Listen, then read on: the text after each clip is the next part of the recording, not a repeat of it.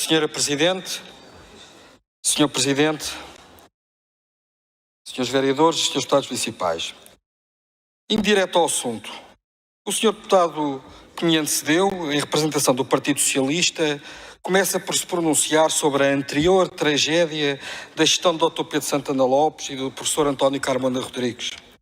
Em nome do PSD, quero aqui defender esse legado apenas com uma frase. Não, a culpa não é do Pedro Passos Coelho e a culpa em Lisboa dos vossos 14 anos de misérias não foi nem de Santana Lopes, nem de António Carmona Rodrigues. Aliás, os lisboetas elegeram-nos e os lisboetas reconhecem o seu legado. Reconhecem o seu legado quando vão ao Monsanto, reconhecem o seu legado quando se metem no carro e descem até ao Marquês de Pombal, reconhecem o seu legado quando veem a obra sonhada e concebida pelo professor Carmona Rodrigues em ação, a maior obra pública do século em Lisboa, que é o Plano Geral de Drenagem. Portanto, um conselho, se me permitirem, louvem mais os vossos feitos do que qualificarem a tragédia que é que vocês sentem quando saem do poder. Porque esse é o vosso drama. É sempre que vocês não estão no poder, vocês sentem-no como uma tragédia. Porque vocês sentem que o poder vos é devido e o poder é o vosso lugar natural. E não são capazes de estar na oposição. Esse é o vosso problema. Têm de o aprender, têm de aprender e têm de aprender democraticamente com a humildade necessária.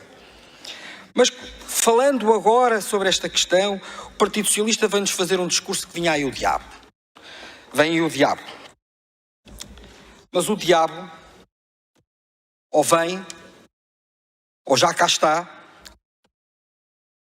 mas não se percebe esta adesão, esta paixão do Partido Socialista pelas contas certas, sem nos apreendermos e sem percebermos bem os motivos das suas críticas. Mas vamos então agora dissecar esta questão.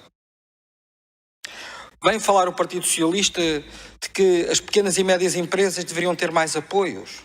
Bem, se a concessão dos apoios às pequenas e médias empresas for aquelas que estão no país, com um maior aumento brutal da carga fiscal, a subida de custos de contexto, e aqui, nomeadamente em Lisboa, quando, por exemplo, nas pequenas oportunidades, nas poucas oportunidades que nós temos de as ajudar ou de as prejudicar, intenciona, por exemplo, destruir o alojamento local, que, como se sabe, destruir o alojamento local, que destruir dezenas ou milhares de negócios, sim, os novos colaques que vocês chamam de colaques.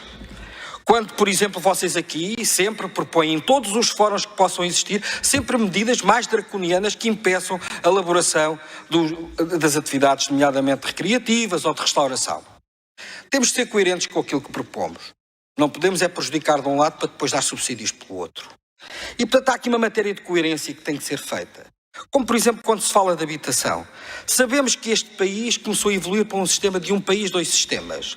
Um país em que a maioria das pessoas, em que na Constituição nos garante um serviço social de saúde público e gratuito e genérico, mas em que a maioria dos portugueses que podem e que ainda podem, fogem dele para a medicina privada. Sabemos também que em Lisboa havia uma cidade formal, uma só cidade, mas havia duas cidades na realidade. Parafraseando, uma Lisboa, duas cidades. E em poucos assuntos se vê como na habitação. Na habitação, precisamente verificando aquilo que se fez e que se está a fazer nas Jabalis. No pluro da habitação dirigido pela vereadora Filipa Roseta. De facto, é inacreditável que uma gestão que nos deu 17 casas por ano, que deixou 1.600 casas por requalificar, que deixou quase 2.000 casas vazias, venha agora falar de problemas de habitação. Podem dizer, a maior parte dos planos e dos programas estavam previstos, estavam planeados. Tiveram 14 anos para concretizar e fazer aquilo que planearam e não fizeram. Esta é a verdade. Mas mais importante do que isso é dissecarmos aqui também um estilo e um meio de governação diferente. Porque, de um lado, nós apresentamos ponderação, moderação e uma visão de congregação de todos em torno de uma cidade comum. Do outro lado, aquilo que nos propunham e aquilo que existia era um frenesim, era uma visão de vanguarda e para além de uma visão de vanguarda, a criação de uma cidade de ganhadores e de perdedores. Ganhadores e perdedores ou na mobilidade, ou nas grandes obras de regime na cidade, ou em todas as realidades. Uma cidade em que uns ganhavam e outros perdiam. A nossa visão é diferente. É uma cidade para todos, de todos. E, portanto, nesse sentido, o método do diálogo e da participação e da descrispação do debate é um ganho que tem, de facto, realidades infungíveis e intangíveis, mas que são fundamentais para a respiração da nossa vida democrática. É óbvio que a esquerda não está habituada a isto. A esquerda estaria habituada a que nós fôssemos de outro modo, mas é assim que somos, porque é assim que nós nos revemos na personalidade do Presidente da Câmara Municipal de Lisboa, porque é assim que os lisboetas o defendem e é assim que os lisboetas gostam dele. Vem aqui falar o Partido Socialista da simpatia do Presidente de Câmara. É verdade. O nosso Presidente de Câmara é simpático, é afável. E nós somos simpáticos, nós somos afáveis. É de facto verdade. E nós vemos isso como um ato positivo, não um ato negativo. E, portanto, vamos continuar a ser simpáticos e afáveis, mesmo quando isso vos custe. Mas vamos agora falar sobre as grandes razões de queixa. Na Carris, renovação da frota, mais elétricos novos. Na EGEAC, um reforço financeiro brutal para as atividades. Os pilares que nos são apresentados no GOP sobre a cidade participada, 32,416 milhões de euros em 2024, um total de 81,197 milhões de euros no quinquênio até 2028. Sobre a cidade sustentável, que inclui o ambiente, a estrutura verde, o urbanismo, a mobilidade, o espaço público, 39,5% do investimento total da Câmara Municipal, 148 milhões e 534 para 2024. Uma cidade de cultura, economia e inovação, uma cidade que investe 4,4% do seu orçamento neste pilar.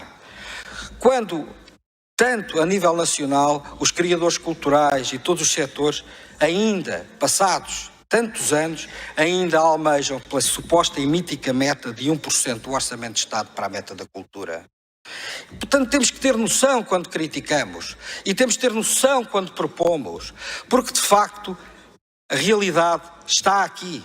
Compara Lisboa com o país em termos de prioridades para a cultura. Uma cidade solidária, sim. Estado social local, sim. 42% do investimento total em programas sociais previstos. 194,2 milhões de euros em 2024, num total de 605 milhões para o quinquênio 2028. Estou a falar das GOPs. Uma cidade que investe em saúde e educação, sim.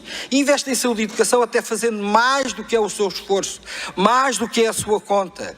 Nomeadamente porque quando não temos as verbas que nos são devidas e que são exigíveis ao Governo, porque quando o Governo descentraliza as escolas sem o dinheiro para repor. Uma cidade resiliente e segura, sim, também. Porque sim, apoiamos as empresas, apoiamos os pequenos negócios, apoiamos as pessoas nas suas dificuldades, no meio das suas maiores contrariedades. E, portanto, neste plano plurianual de investimentos, nos instrumentos provisionais que hoje apresentamos, no Orçamento de Estado que hoje apresentamos, podemos dar uma mensagem de serenidade, mas também podemos dar uma mensagem de confiança. E é essa confiança, Sr. Presidente, que o seu partido, o PSD, lhe confere. Conte connosco, conte com o nosso apoio entusiástico e conte, naturalmente, com toda a nossa colaboração. Muito obrigado.